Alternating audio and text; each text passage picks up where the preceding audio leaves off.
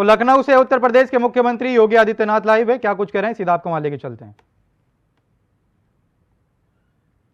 प्राथमिकता देकर के उसको प्रोत्साहित किया तो देखते ही देखते यह न केवल देश के अंदर बल्कि दुनिया के अंदर छाता हुआ दिखाई दे रहा है। हम सब ने पिछले 4 वर्ष के अंदर इस सदी की सबसे बड़ी महामारी का सामना किया और उस दुनिया की सबसे बड़ी महामारी, सदी की सबसे बड़ी महामारी के दौरान दुनिया ने ट्रेडिशनल मेडिसिन की उपयोगिता और उसकी महत्ता को भी समझा है, जाना है। ये पिछड़ा इसलिए क्योंकि इसने अपने महत्व को स्वयं खोया है। उसके कर्णधारों ने ही उसकी उपेक्षा की। अगर उसकी उपेक्षा उसके कर्णधार नहीं करते तो इस रूप में उपेक्षित नहीं होती।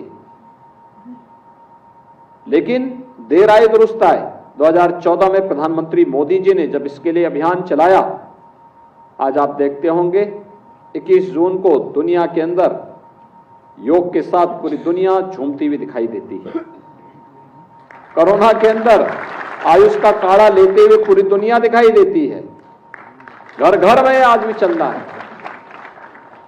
ऐसे ही अन्य ट्रेडिशनल मेडिसिन के प्रति पूरी दुनिया आज उसके पीछे भाग रही है। आज जब हम लोग इतनी परियोजनाओं का यहां पे लोकार्पण कर रहे हैं तो स्वाभाविक रूप से ये दिखता है कि जब संभावनाएं हैं इसलिए मांग भी है। और मैं तो बार बार इस बात को कहता हूं कि उत्तर प्रदेश में हेल्थ टूरिज्म में किसी एक क्षेत्र में सर्वाधिक संभावनाएं हैं तो वह है आयुष के क्षेत्र में।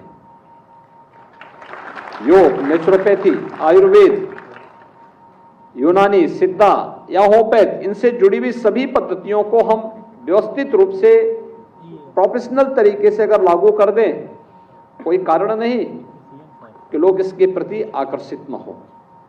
हर एक व्यक्ति उसके पीछे भागेगा। सवाल यह है कि हम स्वयं उसको महत्व देना सीखें। यह न केवल हेल्थ टूरिज्म के लिए, संपूर्ण आरोग्यता के लक्ष्य को प्राप्त करने के लिए, बल्कि अधिक से अधिक मात्रा में नौकरी और रोजगार के अवसर उपलब्ध कराने में भी बड़ी भूमिका का निर्वहन कर सकता है। बड़ी भूमिका का निर्वहन इसके माध्यम से हो सकता है।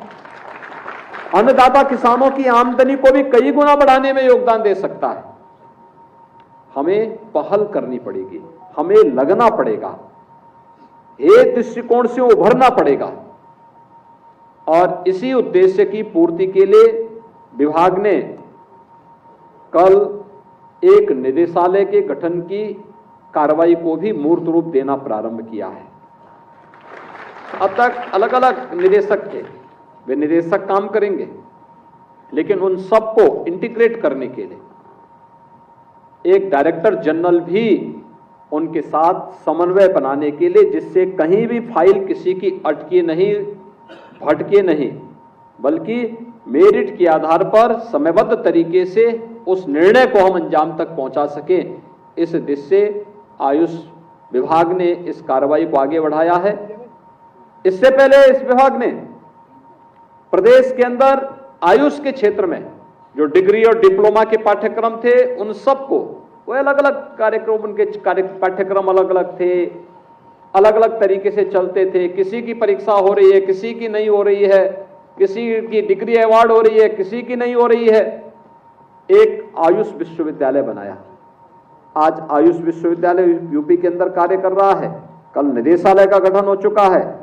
आयुष मंदिर हर एक जनपद में भारी पैमाने पे कार्य करते हुए दिखाई दे रहे हैं।